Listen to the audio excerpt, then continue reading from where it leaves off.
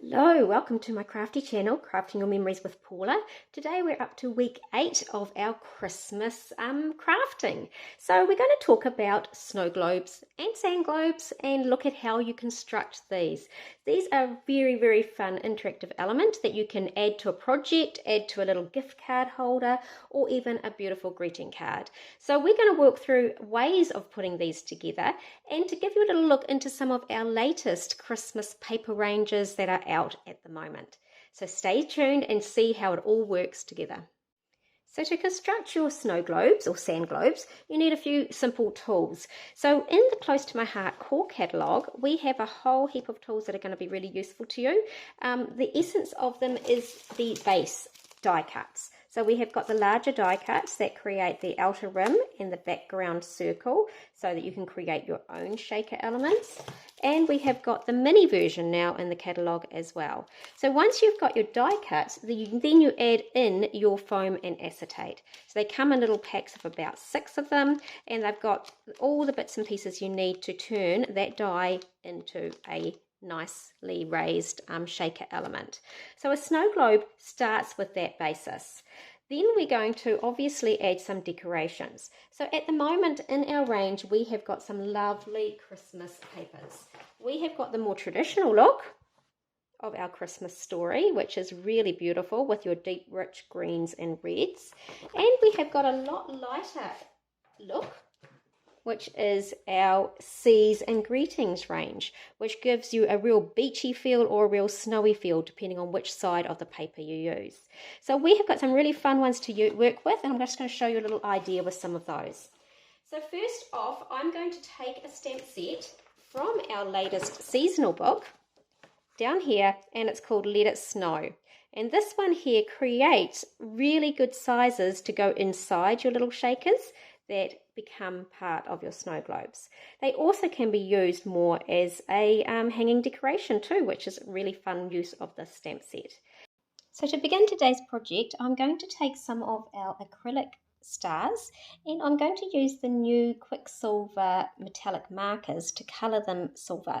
So going from any shade, actually you could use black ones or any other shade you have in your stash.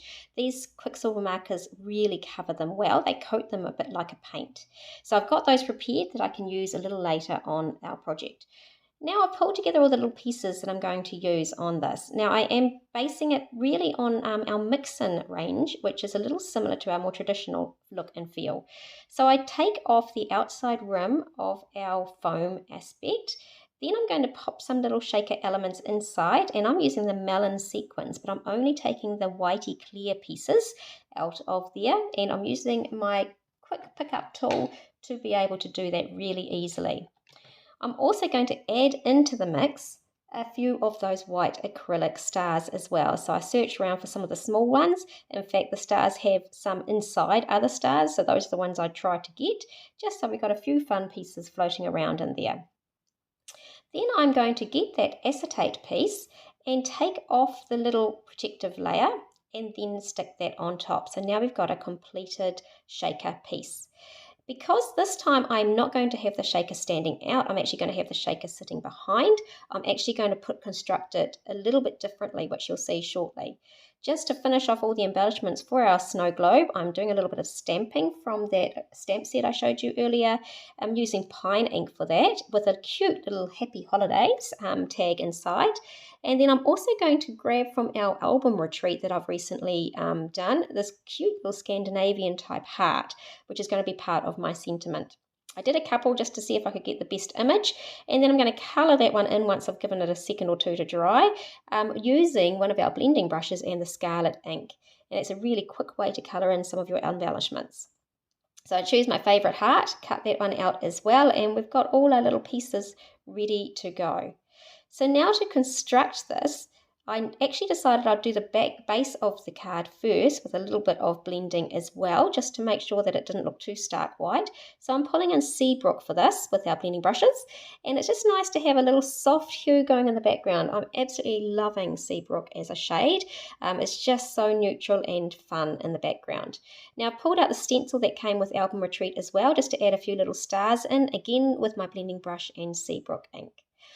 So now that that background is done, I'm just placing the front white cover over it and then adhering my little shaker through, so I've got it on at the right place.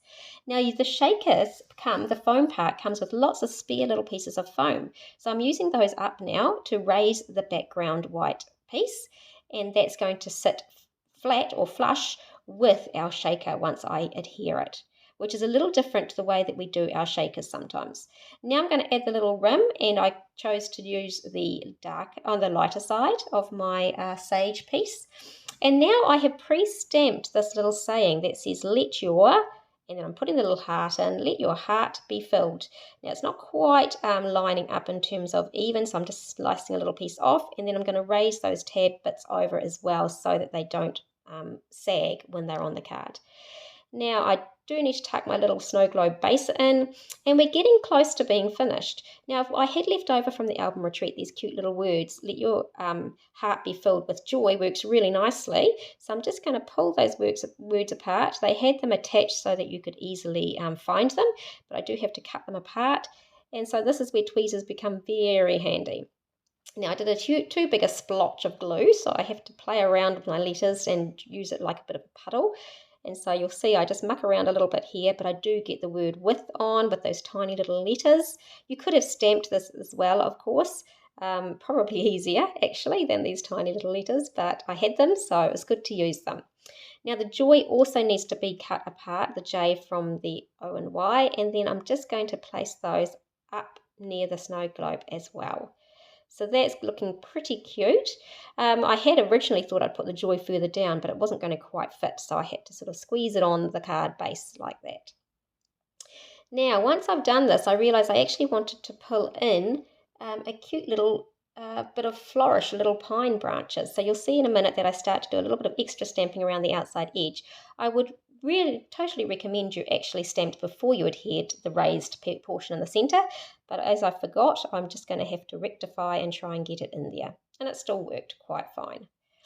So I pulled in that cute little pine wreath, and then I go and stamp a little pine cone as well. It's just nice to bring in a few other warm elements that relate to winter and Christmas. Now, as I looked at it, the joy didn't really stand out that well, so I pulled in my metallic marker and added a few little lines in there just to make it a little lighter. And then I'm using my pencils to just add in a touch of the bronzy brown to make the pine cone really stand out. And by doing two tones, it looks a little bit more three-dimensional. So we're just going to trim that one out and tuck it in. And then I just have a final bit of stamping around the edge, just playing with it really, just to make it look a little bit more complete. These are tiny little elements that came from the album retreat. Once again, little hearts, little stars, asterisks, and I popped them all around the little outside edge just to make it a bit more full. Then I decided, as I looked at it, that it needed just a little bit more pop, so I pulled back that metallic marker one more time and doing a little frame around that centerpiece. So let's take a look at what we've created. We made this beautiful little card, and this time we put the shaker element in our snow globe behind the raised backing. Instead of having it poking out on an angle here, we've actually placed it underneath so it's all flat. So that makes a really cool effect as well. So here you go, we've got a couple of a Christmassy one, I suppose a winter one, and we've got a more summer one, which looks pretty fun. And obviously I have also played around with a scrapbook page. Now this idea came from Kelly Baxter Fitzgerald, who is an American consultant. She's very, very talented. And she took this idea with the snowy globe, and I thought, why don't we just turn it into a sand globe for our Christmas memories? So I have put together a little bit of a sand mound down the bottom, and I have added in some toffee shimmer pen at the base, which may or may not shine on camera. And then I have layered up with some stickers from a really cute Season Greetings range, and I have created my own shaker. So as you can see, I didn't have from the catalogue an ordinary size circle that was going to work, so I created a larger circle, and I used the acetate that's currently available through our special promoting the shaker cards, the quick shaker card kits. You can buy the acetate sheets on their own, and I've cut a circle from that, and then I've simply gone around the edge and put foam tape, thin foam tape all the way around the edge. Now at the moment I've left this protective sheet on and I haven't adhered it because I'm waiting obviously to get my photo for the year to pop in there. Then I'll be popping this in. It's just going to tuck in behind that sand element. It's going to be layered up in here, and I will add in, no doubt, some very cute little sand shaker elements. So I have got, where are they? I have got some of these left over, so I may use some of those. I also could bring in our beautiful melon sequins that are available at the moment and put them in just to add a little bit of interactivity. Now I wanted to point out these beautiful embellishments that you get with the season greetings. So I've put this title up here called Jingle Shells. I've also pulled in a few little stars up the top, a gorgeous little lobster crab and a cute little starfish down the bottom. And what you do with these embellishments is you can have them individually or you can layer them up. So as you can see, if I've got a little sand dollar here, I can pop the little centerpiece in or not. This one here, I just had it in actually, I think. This one has, I might have a larger size. Get it right. They can actually go in to get your two-toned effect. The same with your little sunglasses. They've got a little centerpiece. If you get it the right way, that pops inside and makes the two-toned effect as well. So these are such fun embellishments. They look cute. They're flat, they're not too raised at all, so I think that's just going to look fabulous as a nice light title on this page, still with a real Christmassy theme. So what do you think of my sand globes and my snow globes? Pretty cute, aren't they? I hope you get a chance to have a play with these because they really are a huge amount of fun. Thanks for watching.